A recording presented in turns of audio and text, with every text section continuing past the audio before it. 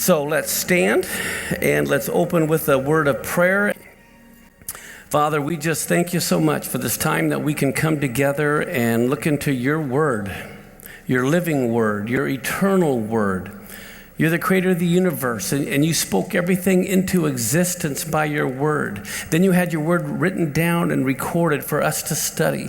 What a privilege that we have your very words written down, that we can study and to learn of you, who are our great God and our Father.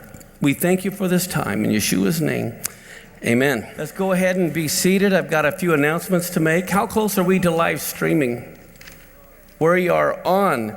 Okay, since we are live streaming, we want to welcome everyone here from all over the world that's live streaming with us tonight here. It may be the morning for you in Australia and in Europe and different places. But we just thank you so much for joining us here today.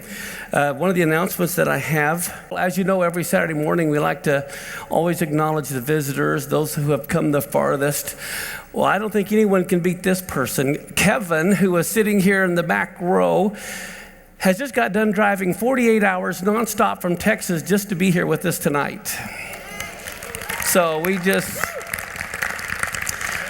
want to thank Kevin and all of his tireless effort. I don't know if he's going to be able to stay awake, but hey, you get an A for effort. All right, the other thing I want to mention is not tonight, but starting next Monday night, we're going to have our Passover Seder tickets available.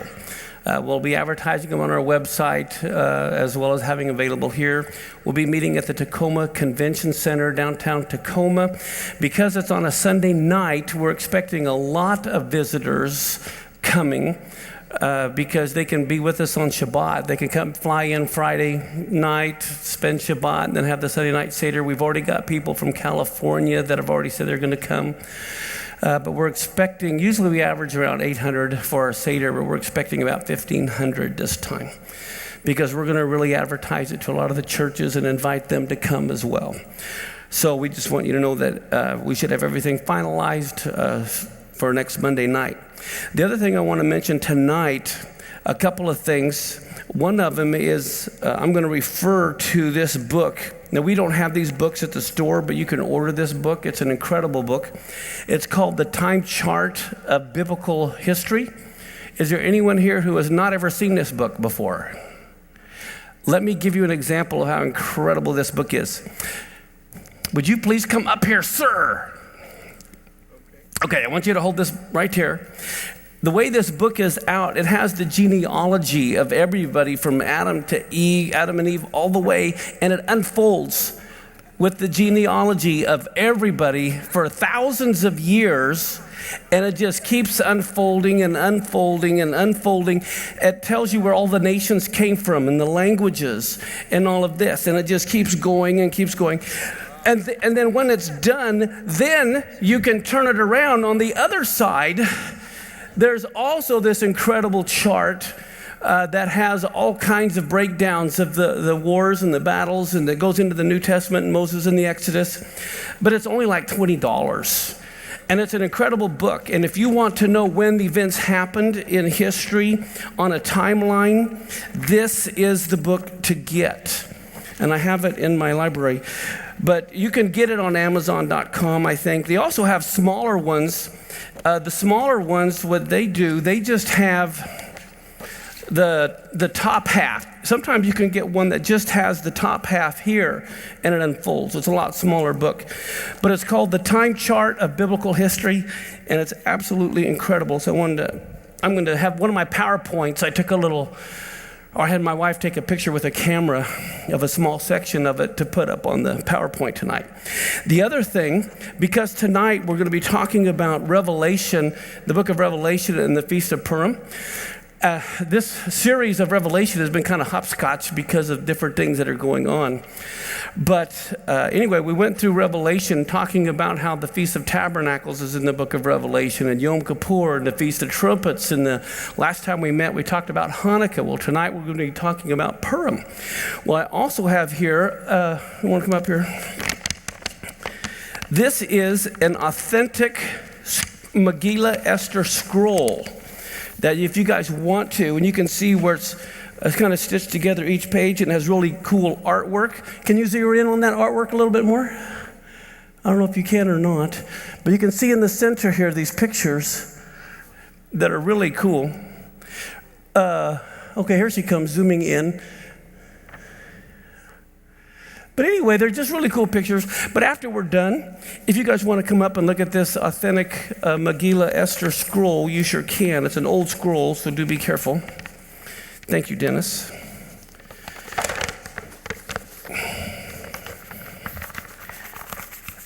So I just wanted to share that with you as well before we begin.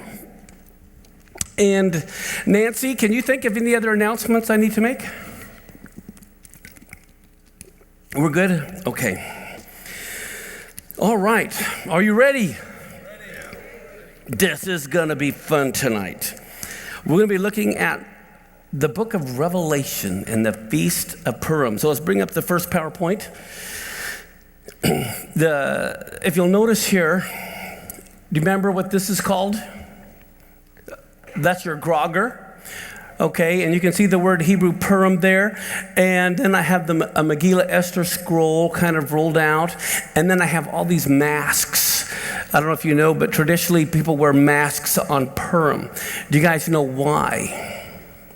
What's the reason for wearing masks on Purim?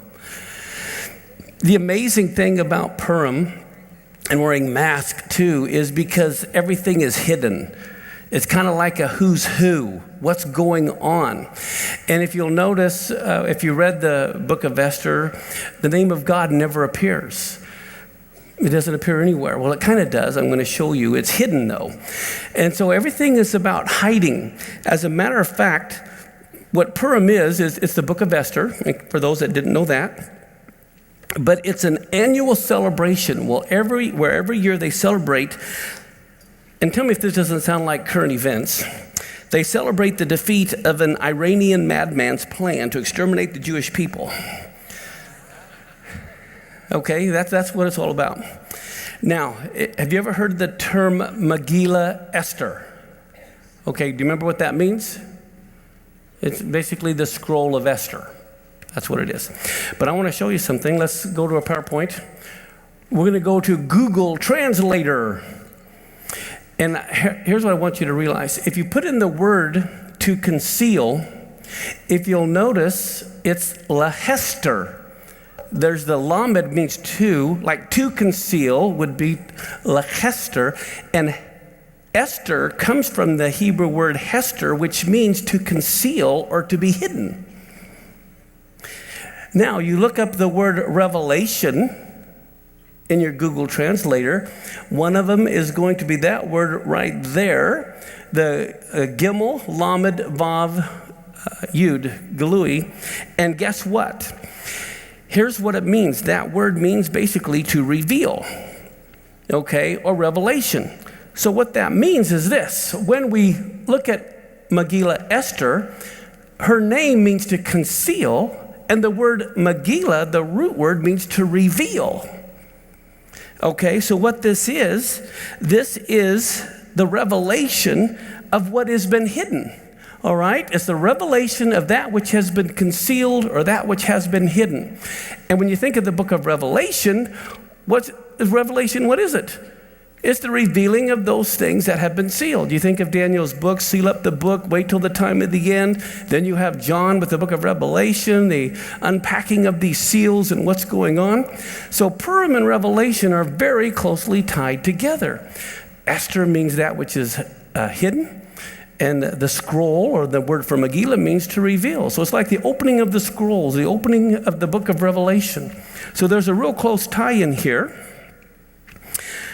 Now, so Megillah Esther means the revelation of that which is hidden. And like I said in the book of Esther, I mean, here's Haman wanting to kill all the Jews. And the big question is, where is God in all of this? How many times in our own life do we question, where is God in these events?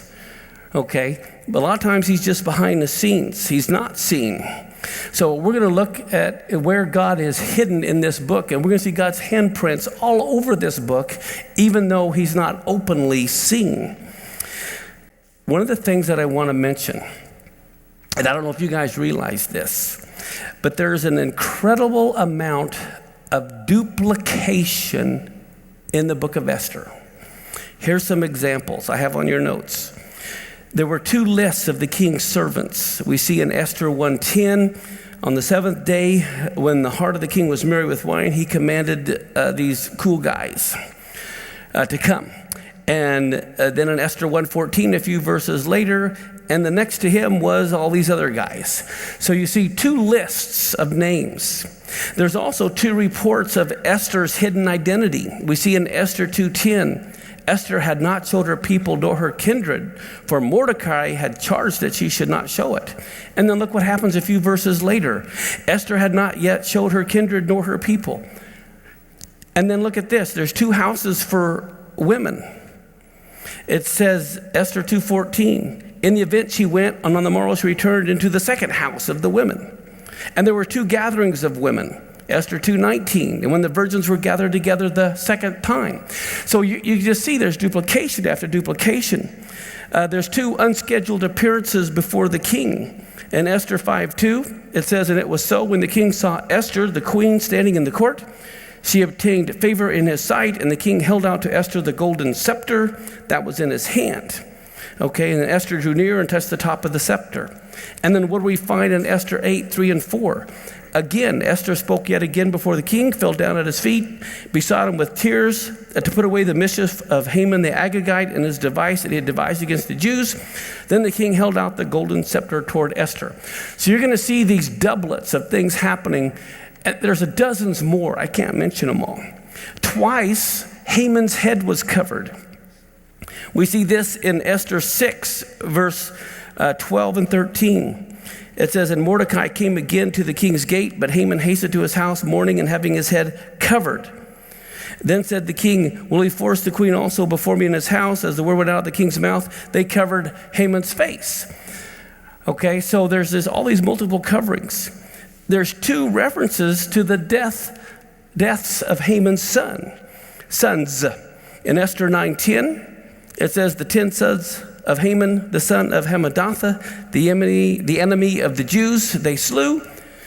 And then in 3 verses later, then says Esther, if it please the king, let it be granted to the Jews which are in Shushan to do tomorrow, also according to today's decree, and let Haman's 10 sons be hanged upon the gallows. And so, as you can see with just these few, there's dozens more in here of these double happenings. And I think, could this be a hint to it could happen again? You know, the reason for all these doublets.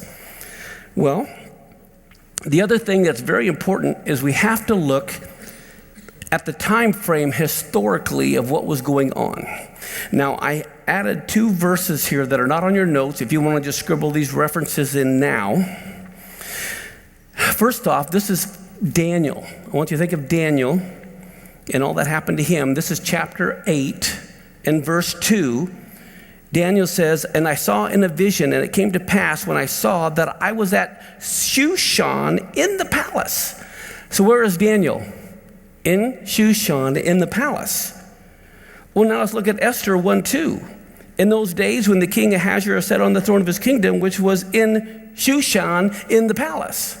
So Daniel was in the same place Esther was. Different time frame, but same place. Well, now let's fast forward to Nehemiah.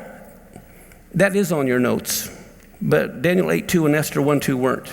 So now if you look at your notes, Nehemiah chapter 1, verse 1 through 3, it says, the words of Nehemiah, the son of Hakaliah, and it came to pass in the month Kislev in the 20th year, as I was where? In Shushan in the palace. Okay, and this is in Persia. Okay, you can say our modern day Iran. And so I wanted you to realize this Shushan in the palace in Persia, this is a place where Daniel was, this is a place where Nehemiah was, this is a place where Esther was. But now, historically,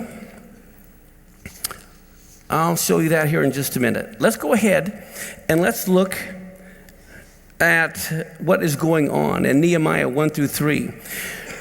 Here it says that he was in the Shushan in the palace. It says that Hanani, one of my brethren, came. he and certain men of Judah, and I asked them concerning the Jews that had escaped, which were left of the captivity, and concerning Jerusalem. Okay, so where is Nehemiah? He is where? In Shushan, in the palace, over in Persia, in Iran.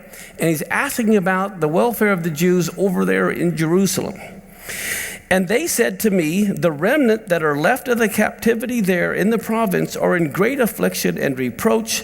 The wall of Jerusalem is broken down. The gates are also burned with fire. Now let's jump to chapter 2, verse 19 and 20 of Nehemiah. How many of you have heard of Sanballat? He did not want them building the walls of the Jerusalem and the temple at all, did he? And what does it say? When Sanballat the Horonite and Tobiah the servant, the Ammonite, and Geshem the Arabian heard it, they laughed us to scorn, and they despised us, and they said, what is this thing you're trying to do? Are you going to rebel against the king? Then answered I to them and said unto them, the God of heaven, he will prosper us. Therefore we his servants will arise and build, but you have no portion, nor right, nor memorial in Jerusalem. So here we see the faithful remnant are trying to rebuild the temple, the walls of Jerusalem. But here's what's incredible. Look at this PowerPoint. Okay, here's part of that chart, and you probably can't make it out, but I'm just going to try to point some things out to you. Daniel is kind of under that big temple. This is the book of Daniel. This is when Daniel lives. This big line coming down here is the Babylonian captivity, when everyone was taken into Babylon. Nebuchadnezzar destroys the temple. Okay, you got 70 years going by, and in this time frame here is when Ezra lived, all along this time frame right in here. That's Ezra. Okay, what you have underneath here is the book of Haggai. Remember Haggai? That's where God says to Haggai, how come you're not building the house of the Lord? How come you're all sealed in your own sealed houses? You're not concerned about building the house of God. Okay, well, toward the end, over here is Nehemiah by the number 16. You see the number 16? That is Nehemiah. Well, I can use this this thing here for you guys, but the people on the web can't see it. I'm trying to do the screen for the live streaming people. But you see the number 16? This is the book of Malachi, the time frame when it was written. Here's Ezra, and here's Nehemiah. Okay? Nehemiah was trying to rebuild the temple, right? And the walls. So I want you to realize he is at the same time frame as the book of Esther. So this is what I want you to realize. Haman, and the spirit of Haman, or the spirit of the Antichrist, wanted to kill the Jews, not just in Persia, but he wanted to kill the ones that are trying to rebuild the walls in the temple. When you realize this is what's going on at the same time, it's more than just Esther and her few in Iran. Sanballat and all these other people are screaming and yelling that they're trying to rebuild the temple. So I just wanted to put that in your mind, that it's a bigger picture than what we think is going on. And I believe right now you have the Temple Mount Faithful who are trying to get everything ready to build the temple. And then you have Iran, Persia, all upset, and the Arabs are all upset if they try to build a temple. So again, you see a duplication of what was happening back then happening now. The other thing, okay, let's look at this. Let's go to the PowerPoint here for a second. Okay, here we have who? Haman? Come on. All right, and Mordecai. Hey, all right. Some of you have done Purim with us. Okay, Mordecai the Jew. Yay! And Esther. Yay! And Haman. Boo. All right, we got that part down. But here's what we need to realize. Did you know that Esther, the book of Esther, and the story of Purim really has its roots in the book of Genesis? Remember, God said he declared the end from when? The beginning. Ecclesiastes, I'll show you that verse here in a little bit. There's nothing new under the sun. You have the seed and you have the tree. The whole tree is inside the seed. It just needs to grow. Okay? The whole story of Purim really is in seed form in Genesis. So we're going to look at that now. I want you to look at this. Here's the other thing that's incredible. Matter of fact, is it so much in seed form in Genesis? Did you know The first time Amalek is mentioned in the Bible is actually 100 years before he's even born. It was prophesied that he was coming.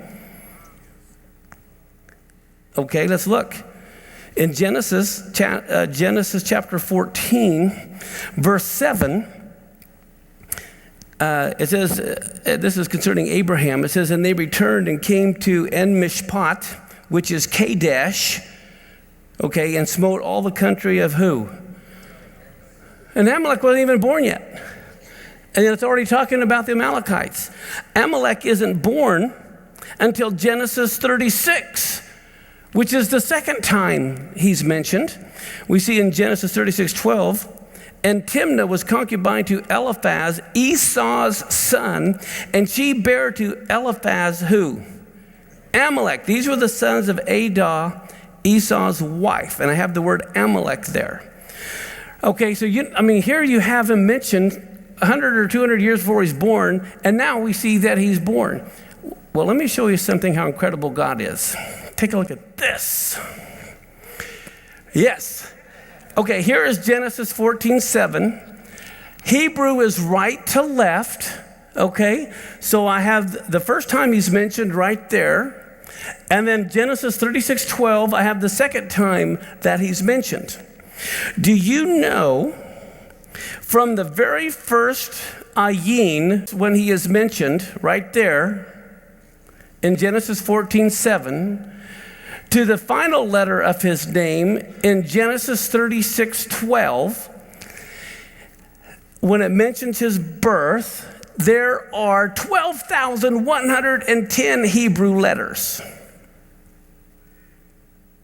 But you know what's incredible? That is the exact same number of all the Hebrew letters in the book of Esther. Now it's like do. Okay, here from the first time Amalek is prophesied to be born to the time he's born, you count all those Hebrew letters, that's how many Hebrew letters are in this scroll. In the book of Esther. Okay? And Amalek is all over the book of Esther. And we're going to show you that. Okay. Also, here's something I want to bring out, though, how significant this is. Not only does Amalek appear prophetically before his birth, who was the head of Amalek? Agag. Remember Agag? Do you know Agag also appears prophetically before his birth? He appears 400 years before he's born in the Bible. I'll show you where. In Numbers chapter 24:7, here's Balaam prophesying over Israel, and God made everything be a blessing. And what does he say in Numbers 24:7? He shall pour the water out of his buckets, and his seed shall be in many waters, and his king shall be higher than Agag, and his kingdom shall be exalted. Agag didn't show up for 400 years later with Saul. And also in Cyrus. How many of you remember Cyrus? Do you know he was also mentioned 100 years before he was born? We see that in Isaiah 45:1. Thus saith the Lord to his anointed, to Cyrus, whose right hand I have holden, to subdue nations before him. I will loose the loins of kings, to open before him the two-leaved gates, and the gates shall not be shut. This happened 100 years before he was even born. And he was the one who would allow the rebuilding of the temple. How about Josiah? Remember the little boy king Josiah that ended up, having the greatest Passover they ever had? He also was prophesied that would be his name several hundred years before he was born. We see that in 1 Kings 13:2. Here's this prophet crying out against the altar and the word of the Lord and said, O altar, altar, thus saith the Lord, behold, a child shall be born to the house of David, Josiah by name, and upon you shall he offer the priests of the high places. And what do we find in 2 Kings 23:22 and 24?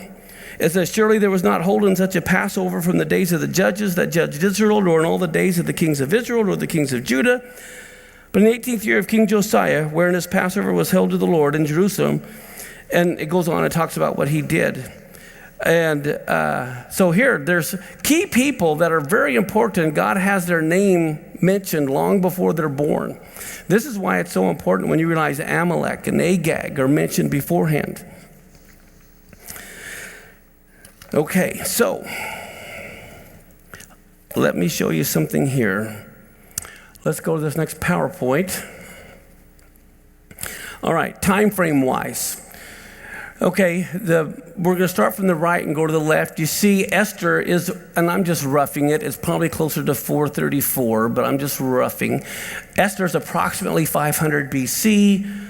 King Saul, King David around 1000 BC. Moses about 1500 BC. Abraham about 2000 BC. So there's roughly 500 years, you'll notice, between each one. Now, if you'll notice there, I got this picture of this, it's like a dog with these mean teeth saying Amalek. This is where it was prophesied beforehand, that he would come, during the time of Abraham. And then here comes Agag. Now, Agag was the king of the Amalekites, but here he's not born yet. He's just prophesied by Balaam during the time of Moses that he would come. And then it's not until Saul, another 500 years, that you finally see Agag come. And then, of course, Haman is another 500 years later, okay? And it says in the book of Esther, he's an Agagite, okay? He is a direct line of the Amalekites, the royal line. He's not just any Amalekite. He's from the royal line. That's why he's an Agagite, because Agag was the king, all right? And of course, you have Mordecai on the other side with Esther. That's where the battle is taking place. But what happens? So you have Amalek prophesied that he would come. Then in the time of Moses, we're going to look at the verses. Remember when the Amalekites attacked and Moses' arms are held up, and Joshua's out there battling and Aaron and Hur holding his hands up. And we're going to look at some key verses where God says, don't you ever forget what Amalek did to you, okay? So 500 years go by to the time of Saul, and Saul was told to kill all the Amalekites. Why? Because God knew 500 years later, they're all going to try to kill the Jews, but Saul doesn't do the job. And so we're going to look at how this all unfolds. Let me go ahead and go to this next clip. There's the mean dog. Let's look at Exodus chapter 17, verse 7 and 8. Here it says, he called the name of the place Massah and Meribah because of the chiding of the children of Israel, because they tempted the Lord, saying, is the Lord among us or not?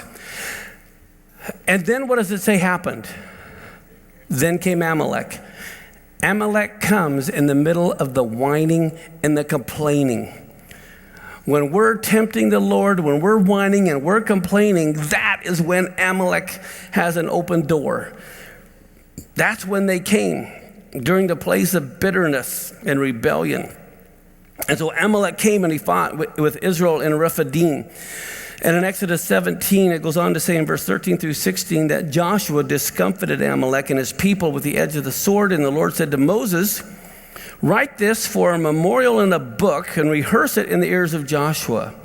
I will utterly put out the remembrance of Amalek.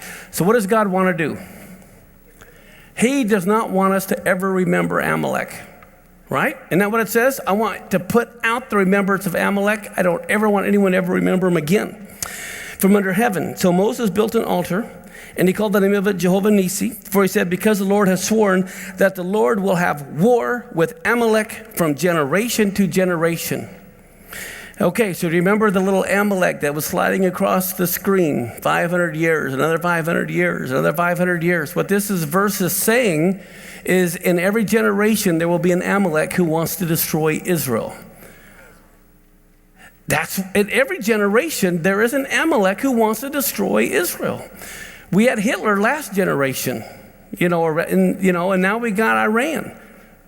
So in every generation, there is an Amalek spirit that wants to destroy the nation of Israel.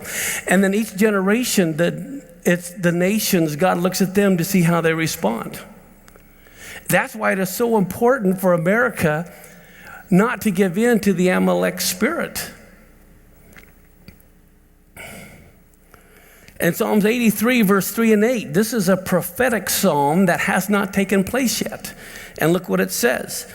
They have taken crafty counsel against your people and consulted against your, what? Hidden ones. They have said, come and let us cut them off from being a nation, that the name of Israel may be no more in remembrance. See, God said concerning Amalek, I want to blot their name out forever, that no more in remembrance. So Amalek says, oh yeah, well I want to blot out Israel's name so it will never be in remembrance. For they have consulted together with one consent. They are confederate against you, the tabernacles of Edom, the Ishmaelites of Moab, the Hagarenes, Gebal, and Ammon, and who else? See, Amalek is still around. Prophetically, Psalms 83 hasn't been fulfilled yet. And this tells you there's an Amalek in this generation that's going to fulfill this. In every generation, there's an Amalek. So look at Deuteronomy 25, 17, and 19.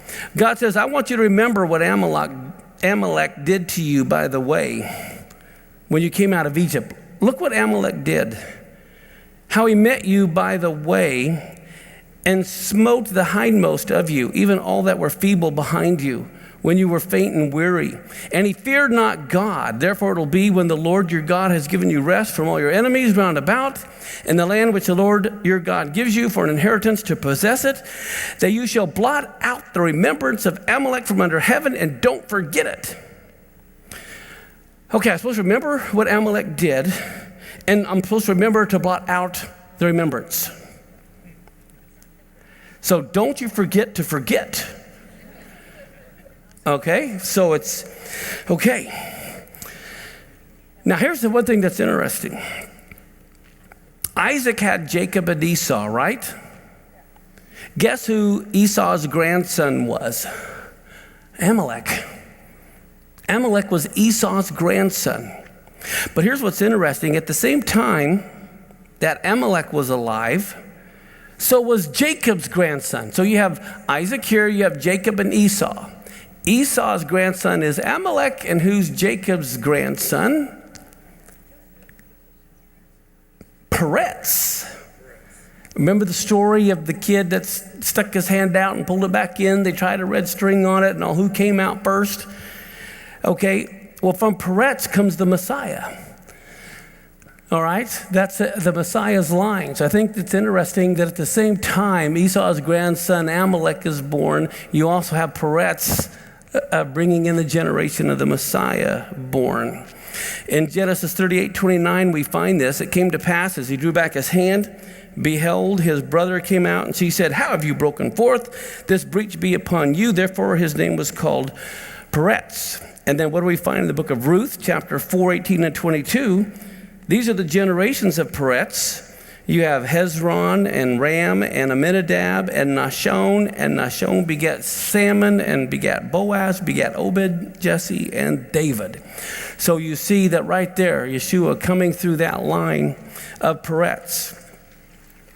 Now here's the scary thing. Remember I told you that Esther's name, the root word means to be hidden, right? I tell you what, when you're in trouble, do you want God to hide or do you want him to be right there? Hello, I'm here.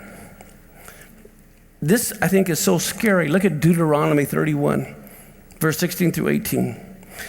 The Lord says to Moses, behold, you're going to sleep with your fathers, and this people are going to rise up. They're going to go whoring after the gods of the strangers of the land where they go to be among them, and they're going to forsake me. They're going to break my covenant, which I made with them. My anger will be kindled against them in that day. I will forsake them, and I will hide my face from them, and they'll be devoured, and many evils and troubles will befall them, so that they will say in that day, are not these evils come upon us, because our God is not among us? And then God says, I will surely hide my face in that day for all the evils which they have wrought, and that they've turned unto other gods.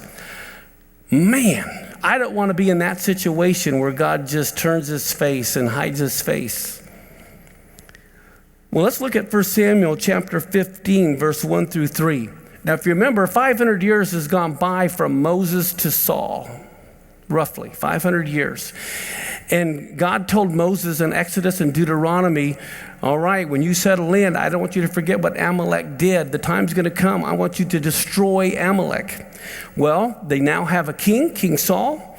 And what does it say in 1 Samuel 15, verse 1 through 3?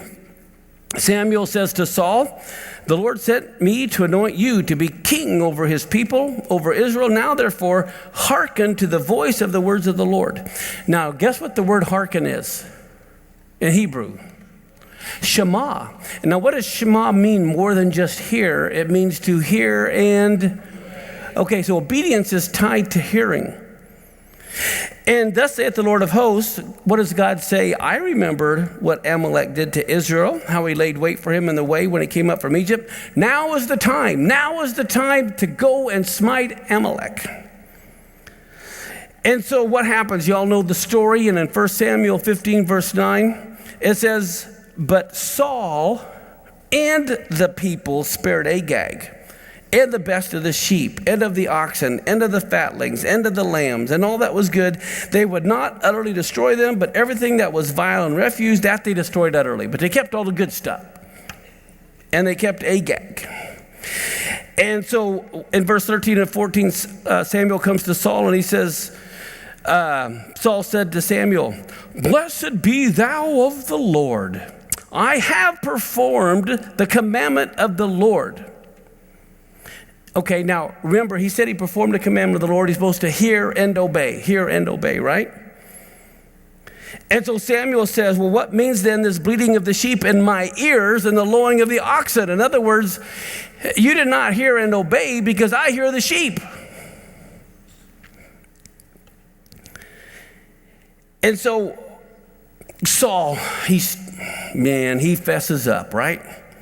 Verse 15, Saul says, they brought them from the Amalekites, for the people spared the best of the sheep and the oxen to sacrifice to the Lord your God, and the rest we have utterly destroyed.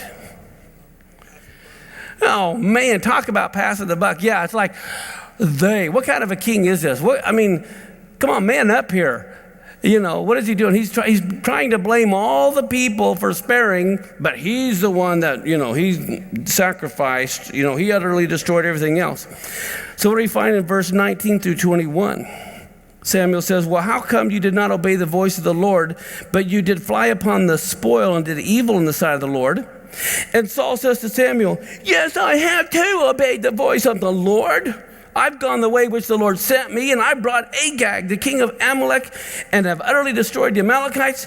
But the people, it's them doggone people, they took of the spoil of the sheep, the oxen, the chief of the things which should have been utterly destroyed to sacrifice to the Lord your God on Gilgal. He keeps saying, well, they were going to sacrifice it to the Lord, so that makes it good. What does this say about us calling things holy? God says, look, I determine what's holy.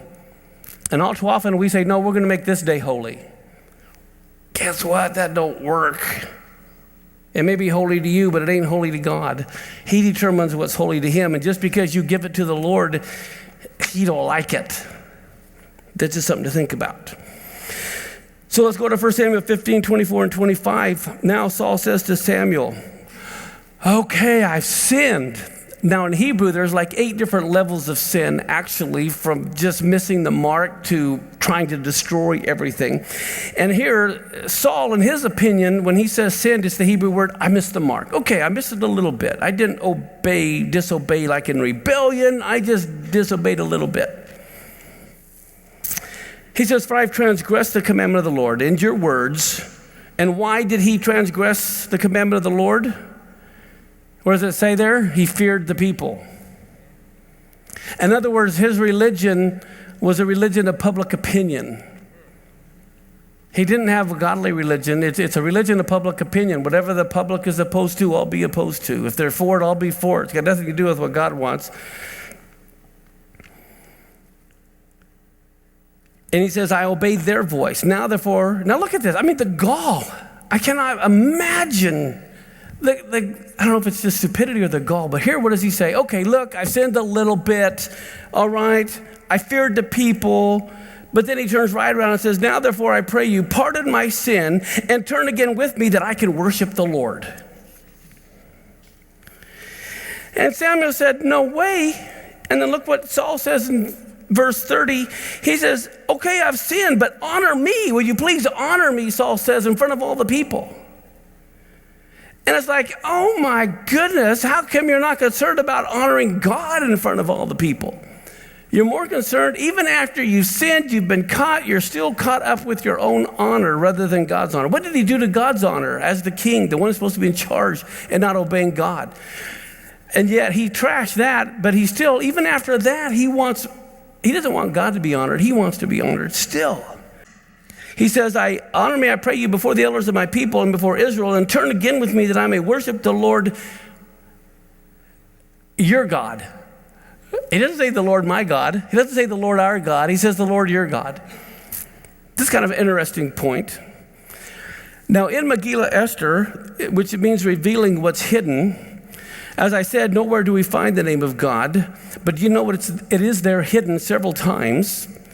Just as he said he would hide his face as prophesied in the Torah. God said he would hide his face. And in the book of Esther, he's hidden. Well, let me show you one of the places where he's hidden. In Esther chapter 5, verse 4, Esther's speaking and she says, let the king and Haman come this day to the banquet, right? So let's go to the PowerPoint. Here it is, let come the king and Haman this day to the banquet. Well, let's put up the Hebrew. You can see here, this is the word bo, to come. Here is Melech. The Hay is the king. Okay, here's Haman, the H-M-N. The Vav is the word and, Haman. The Hay is this, Yom is day. But here you have the Yud, Hay, Vav, Hay, which is the name of God right there in Hebrew, where Esther, the queen, is inviting Haman to come to this banquet. Well, I can't help but think of Revelation 19:17, where it says, I saw an angel standing in the sun, and he cried with a loud voice, saying to all the fowls that fly in the midst of heaven, come and gather yourselves together unto the banquet of the great God. And here Esther is inviting Haman to the banquet of the great God, and here you see God's name, the Yud Hey Vav Hey, right there in this text. There's a couple of other places that are like this. Now, here's the other interesting thing. We've already read Deuteronomy 25, 17, 18, but I want to bring it up again. The reason why is God says again, I want you to remember what Amalek did to you when you came out of Egypt, how he met you by the way. That word met there in Hebrew is kara, and it, which really, and I don't have time to go into this, Leviticus 1:1, Vayikra, that's that word kara. And in the text, in the actual Hebrew font, the letter aleph at the end of that word is made real small.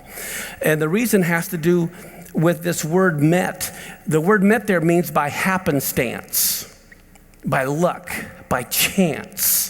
Okay, and Moses felt like he was so humble. He said, God, you speaking to me, calling out to me, I'm not worthy of that. I'm going to make it a small aleph because, who am I that you would purposely call me? But in this text here, it says how he did not fear God. Well, so here's Amalek's entire philosophy, is that there is no God. Everything is chance. Everything is haphazard. Everything is dictated by luck. If you remember Haman, who was the chief of the Amalekites, he cast Pur, which is what? Lots. By chance. He's the ultimate Agagite, the ultimate Amalekite. He believes everything is happenstance. Everything is chance. Well, I think it's fascinating. In Esther, God is mocking the concept of Amalek and chance by saying, oh yeah, right. It just so happens that a Jew becomes queen. It just so happens that Mordecai hears of a plot to kill the king in a foreign language. It just so happens the king can't sleep one night. It just so happens he wants a book to read. It just so happens he turns to the very page of Mordecai saving his life. It just so happens in the middle of the night Haman walks in. It just so happens the king walks in and sees Haman on the bed. And it just so happens the gallows for Mordecai just got finished. Now, does this sound like chance or like God's hand is all over the place? And so that's the exciting thing. See, Amalek's philosophy is there's no God, everything is chance. And here we see in the book of Esther, it seems like God is nowhere, and yet behind the scene, you see him guiding everything. One of the things that's amazing to me is in 1 Samuel chapter 10, verse 21. Notice it says that when he's trying to find who's going to be the king, okay, King Saul. And it says, when he had caused the tribe of Benjamin to come near by their families, the family of Matri was taken, and Saul, the son of Kish, was taken. So what was Saul's dad's name? Kish. Okay, and he's from what tribe? Benjamin. What do we find 500 years later in Esther 2:5? We see now in Shushan the palace there was a certain Jew whose name was Mordecai, the son of Yair, the son of Shimei, the son of Kish, a Benjamite. Mordecai is a direct descendant of Saul. So God told Saul, you wipe out the Amalekites. And he doesn't do it. And 500 years later, it falls to his direct descendant, Mordecai. And then look what we find in Esther chapter 3, verse 10. The king took his ring from his hand and gave it to Haman, the son of Hammedatha, the Agagite, the Jews' enemy. Haman is a direct descendant of Agag, who Saul was supposed to kill. So you have these two direct descendants.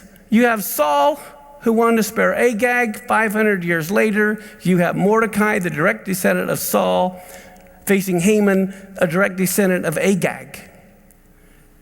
Now, Saul was the first king, right? And he didn't do the job, right? What happens 500 years later after Mordecai? Who comes on the scene? Saul, a son of Benjamin, a son of Kish. And he says, I don't want to make the same mistake Granddaddy did. I'm going to kill them all.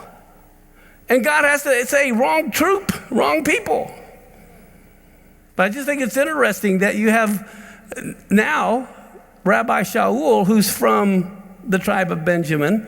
He doesn't want to make the same mistake his great-great-great-granddaddy did 1,000 years earlier.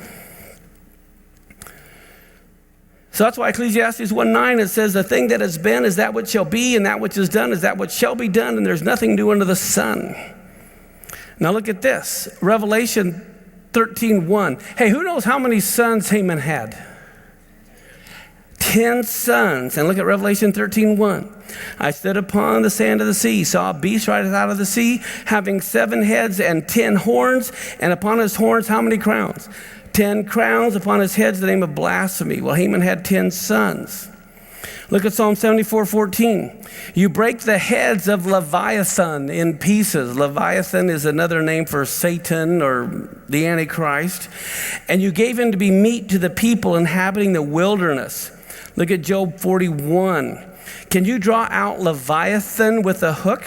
He beholds all the high things. He is a king over all the children of pride. Isn't that interesting? If people who are very just uppity, proud, that is Leviathan. Satan is the king over all the children of pride. This reminds me of something. It says in Proverbs 6, or 6 things the Lord hates, 7 are an abomination. And what's number 1? A proud look. Number 1 is a proud look. Okay, what else you got? A lying tongue. Hands that shed innocent blood. Those that sow discord among the brethren. Let me ask you something. In your lifetime, all the churches you've been to, did anyone have a proud look, a lying tongue, or sow discord among the brethren? I'm going to give you an idea about a religion of public opinion right here. Homosexuality is not even in the top 10, guys. Is God against homosexuality? Yes. But the public wants to put more emphasis in the church against those things, but they don't put near the emphasis on a proud look or a lying tongue or those that sow discord among the brethren. We got to have equal balance. That's all I'm saying. I'm just saying let's equal balance. As a matter of fact, I hate to get off the subject here. Do you know what the sin of Sodom and Gomorrah was? In Ezekiel, it says, this was the sin of your sister Sodom. It was pride. Okay, anyway, moving on. Just as the Jewish people, it was when they were on their way to receive the Torah on Mount Sinai. They had left Egypt. Here they're on their way to the Torah to receive the commandments, right? That's when they were attacked by Amalek. Satan does not want anyone to turn to God and to his Torah. The spirit of Amalek is the chief of God's enemies, desiring to keep God's people from keeping his commandments. That's why in Revelation, it's those that have the testimony of Yeshua and keep the commandments. That reminds me of something else I want to just jump in here with too. We'll do Revelation next Monday too, and maybe the next Monday too, but I'm going to transition here. One of the things that we're going to be doing, one of the important topics that I think really need to be taught today is the divinity of Yeshua, his deity. And I really want to hammer in on the infallibility of the Brit Hadashah, the New Testament, and how Yeshua is divine, because there's a lot of people in the Hebrew roots movement, and El Shaddai is good too at taking down all of that which is wrong, but we also have to build back up. And when oftentimes people, all of a sudden they realize everything that's wrong and they start floundering, and then they get into Judaism and denying the Messiah and all these kinds of things, and that's not good. So that's why I want to spend a long time going over the deity of Yeshua. So that's where we'll be headed. Okay, so anyway, back to this. Let's look at Esther 1 through 3. It says, it came about in the days of Ahasuerus, who was ruler over 127 divisions of the kingdom, from India as far as Ethiopia, that in those days when King Ahasuerus was ruling in Shushan, his strong town, it was in the 3rd year of his rule he gave a feast. Now, don't you think if someone just became king, he'd have his big inauguration ceremony the 1st year? Why is he waiting till the 3rd year? What's wrong with this program here? Well, that's a whole nother quite interesting story about why he put it off. But what happens is we see Vashti is now dethroned, and so we have the choosing of a new queen.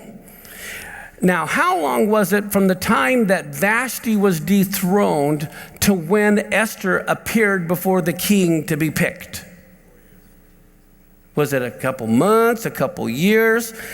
Well, let's look at Esther chapter 2, verse 8. It says, it came to pass when the king's commandment and his decree was heard, when many maidens were gathered together unto Shushan the palace to the custody of Hegai, that Esther was taken also to the king's house, to the custody of Hegai, keeper of the women. And then look at this, Esther 2:16. So Esther was taken, again, a doublet. Twice she was taken into King Ahasuerus in his house, the 10th month, which is the month of Tevet, in what year of his rule? The 7th year of his rule, okay? It was in the 3rd year Vashti was dethroned. So it had been 4 years before Esther ever appeared before him. Now here's the other interesting thing. Esther is going to be queen also over 4 years, and Mordecai will have been in office for over 12 years. And guess what? No one knows they're Jewish. Talk about total assimilation. Mordecai and Esther were so assimilated with the rest of the culture that no one even knew they were Jewish. That means they sure weren't out there proclaiming the God of Abraham, Isaac, and Jacob. They were hiding. That goes back to Esther about being hidden. They hidden their Jewishness for years and years. Here they're in top political office and no one even knows they're Jewish. They don't want anyone to know they're Jewish. They're in hiding. And then what do we find in chapter 3, verse 2 through 6? All the king's servants that were in the king's gate bowed and reverenced Haman, for the king had so commanded concerning him. But Mordecai bowed not, nor did him any reverence. Then the king's servants which were in the king's gate said to Mordecai, why are you transgressing the king's commandment? Now it came to pass, when they spoke daily unto him, and he hearkened not to them, that they told Haman to see whether Mordecai's matters would stand, for he finally told them that he was a Jew. And when Haman saw that Mordecai did not bow nor did him reverence, then was Haman full of wrath, and he thought scorn to lay hands on Mordecai alone. For they had showed him the people of Mordecai. Wherefore Haman sought to destroy all the Jews that were throughout the whole kingdom. See, this includes those that are in Jerusalem trying to rebuild the temple. Even the people of Mordecai. Now, let me ask you this. Esther becomes queen. How many years is Esther queen before Haman decides to kill the Jews? We already saw that she was in waiting for 4 years before she becomes queen. Now she's queen. How many years goes by before Haman's decree to kill all the Jews? Well, let's look. In Esther 3:7. In the first month, the month of Nisan, in the 12th year of King Ahasuerus. Okay, from day to day and from month to month, they went on looking for a sign given by Pur, that is chance, before Haman, till the sign came out for the 13th day of the 12th month of the month of Adar. All right, so it was several years. Now look at Esther 3:12, and this is why it's important to be on the biblical calendar. What does it say? What happens? On the 13th day of the first month, the king's scribes were sent for, and they put in writing Haman's order. What happens on the 14th day of the first month? Passover. This decree to kill all the Jews is happening on Passover. And then look at this, Esther 4:15 and 16. Then Esther sent them back to Mordecai with this answer: go, get together all the Jews who are present in Shushan, and go without food for me, taking no food or drink, night or day, for how many days? Here you have Passover. What happens 3 days and 3 nights later? Okay, and here's Esther 500 years earlier, fasting and praying for 3 nights and 3 days. And then what happens? What happened on the third day? Yeshua what? He rose and he appeared before the king. Okay, the Yud Hey Vav Hey, God, Elohim. And what happens? Esther 5:1. It happened on the third day. Esther put on her royal robes and stood in the inner court of the king's palace across from the king's house. This is the total pattern for Passover. And then what do we find in Esther 6:11 through 13? Then took Haman the apparel and the horse, and they arrayed Mordecai and brought him on horseback to the street of the city. He proclaimed before him, thus shall it be done to the man whom the king delights to honor. Mordecai came again to the king's gate. Haman hastened to his house mourning, having his head covered. And Haman told Zeresh's wife and all his friends everything that had befallen him. Then said his wise men and Zeresh his wife unto him, if Mordecai be of the seed of the Jews, before whom you begun to fall, you shall not prevail against him, but you shall surely fall. And then what do we find in Esther 7:1 through 6? So the king and Haman came to the banquet with Esther the queen. The king said to give to Esther on the second day at the banquet of wine, what is your petition, Queen Esther? And it'll be granted you. And what is your request? And it'll be performed even to half of the kingdom. It says, then Esther the queen answered and said, if I have found favor in your sight, O king, and if it please the king, let my life be given me at my petition and my people at my request, for we are sold, I and my people, to be destroyed, to be slain, and to perish. My goodness, saying it 3 times. Once would have been enough, but it's like, no, they're really out to get us. But if we had been sold for bondmen and bondwomen, I would have held my tongue, although the enemy could not countervail the king's damage.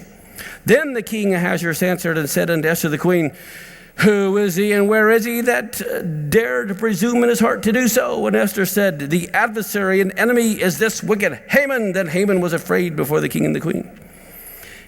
And what do we find in Esther 9:11 and 12?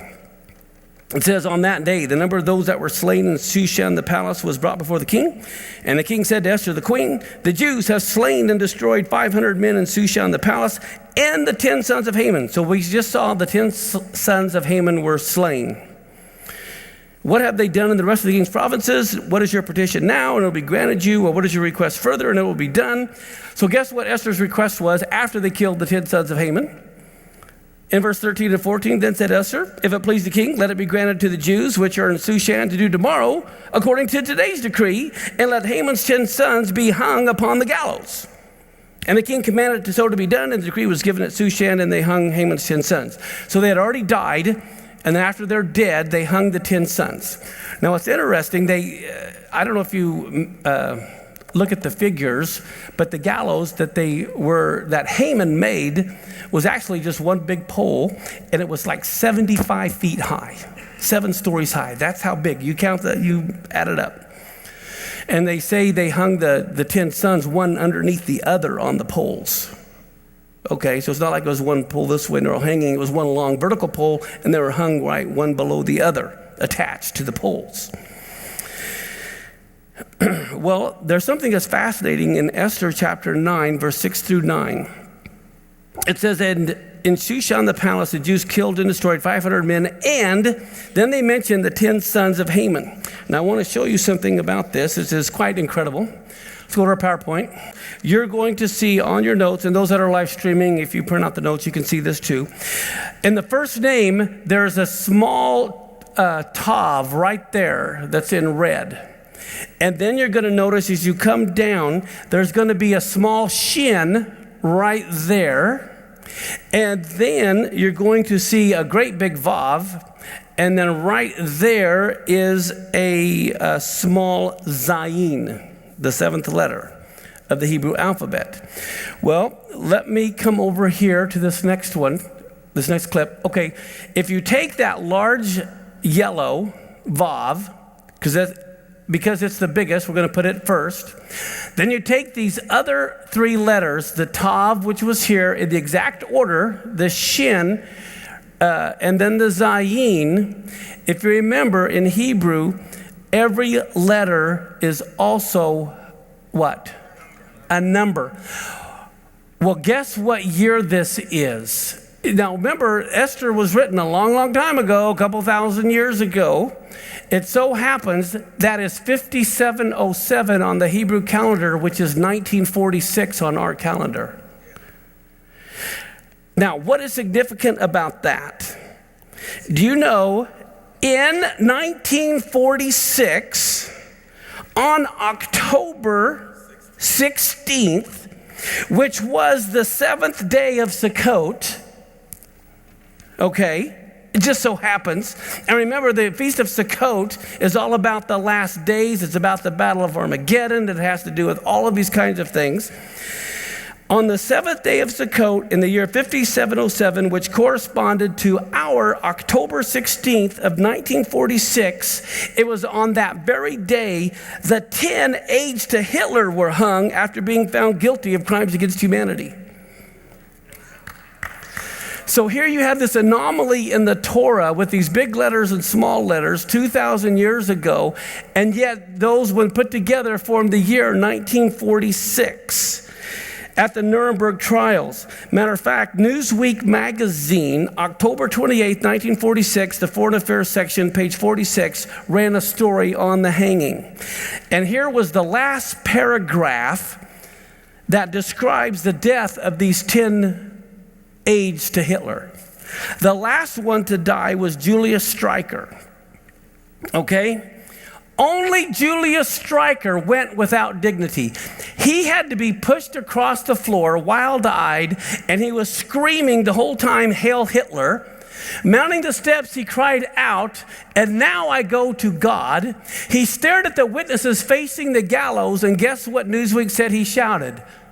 Purim Fest, 1946. This is recorded in Newsweek magazine in 1946, in October 28th, the Foreign Affairs section of Newsweek magazine. I mean, this is interesting. This is God. This is God's fingerprints. To think they would have these anomalies in the letters. You can see it in this Torah scroll. Let me go to the end. This is a Torah scroll. It's just incredible. Oh, and I'll show you here at the very end. They also, hey, Jeff, come here a second. Hold this. Come over here. Hold this right here. You will see the letters. You can zoom in. See how all of a sudden the names are real big? Do you see that? Okay. And you're going to see the small tav right there. This has been in every scroll. All of these anomalies have been in there for thousands of years, and yet it matches up exactly. Not only the same day the 10 sons of Haman die, the 10 aides to Hitler die, who was a type of Haman. This is incredible. Only God can do this. Now, let's go back to the PowerPoint. Here's something else that's interesting. In the book of Esther, the word Purim appears 5 times. In Esther 9, verse 26 and 28, it's spelled this way. You have the Pei, the Vav, the Resh, the Yud, and the final Mem, Purim. Well, 3 times in the last 3 verses of Esther 9 where it appears, in verse 29, 31, and 32, the Vav is missing. The missing Vav. Now remember what the Vav speaks of. Connection. Okay, so what is the connection? Here we have the Vav, and there we have no Vav. Well, what's fascinating is Psalms. In the book of Psalms, chapter 37. Psalms 37 is very prophetic. It prophesies about the Holocaust, believe it or not, and Hitler. And I'm going to show you this in Psalms 37 now. First off, what I think is interesting, take a look at this. This is Rasha. Right there, the Resh is like an, I have it switched because it's English, but the Resh, there's the R, this is the SH, and this is the A, Rasha. But the first and the last letter here means to be evil, to be wicked, okay? Here, let me do it this way. You could kind of see the connections.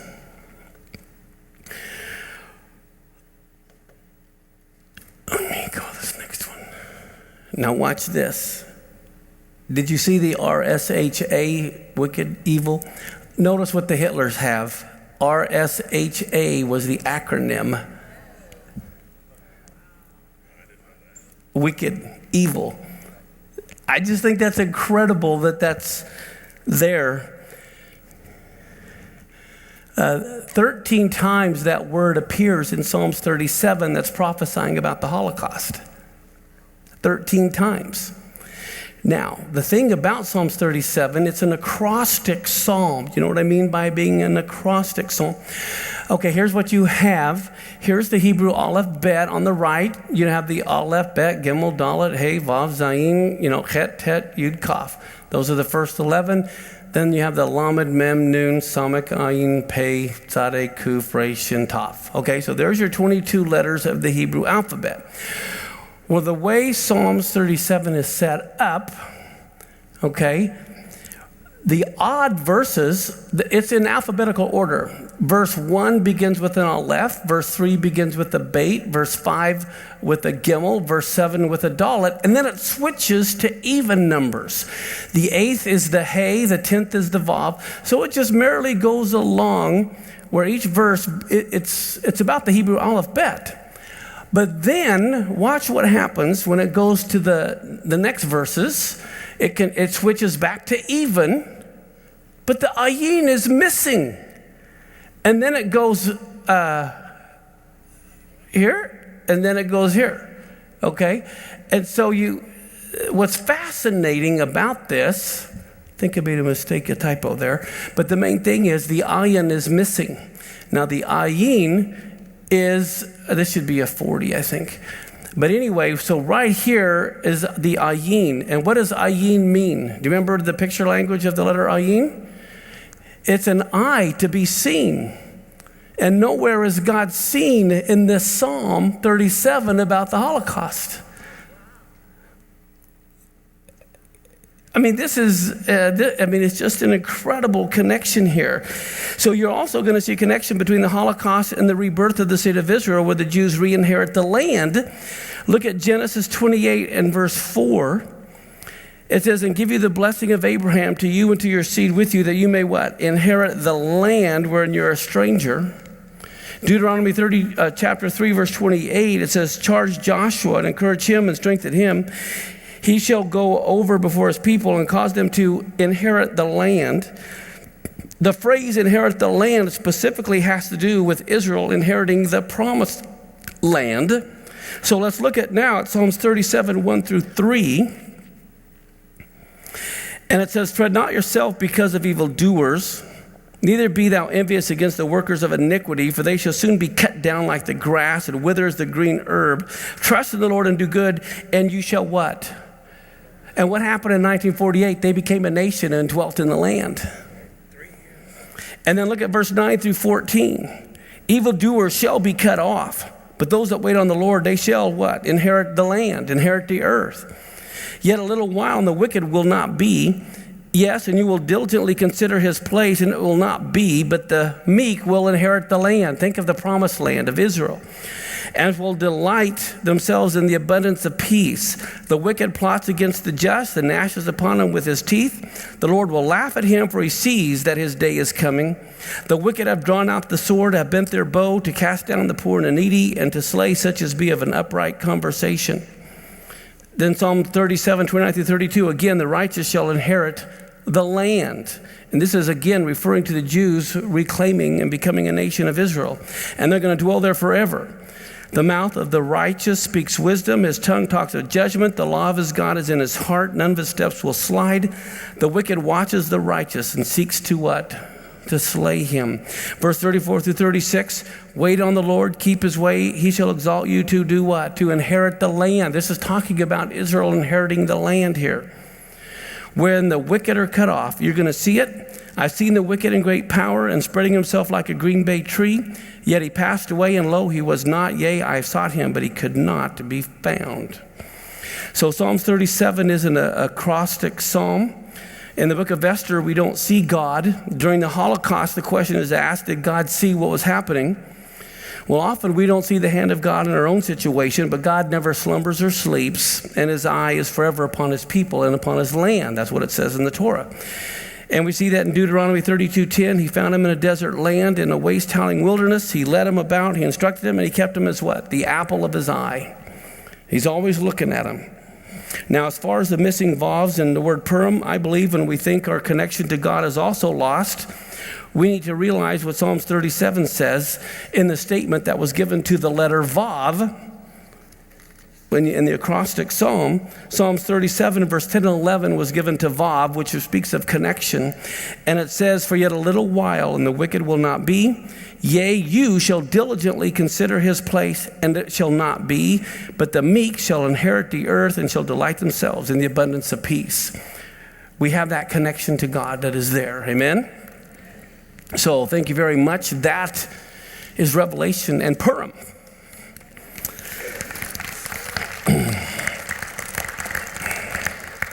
So let's stand, and next week we'll take another look at the book of Revelation from another standpoint. Father, we just thank you so much for this time that we can come together and look at how amazing you are. God, I can't help but think when the fireworks go off and everyone oohs and ahs, I tell you what, your fireworks are far better. When I see what you're doing in your word and in your Torah and in the earth today, it just humbles ourselves. We just humble ourselves before you and just say, shut our mouths.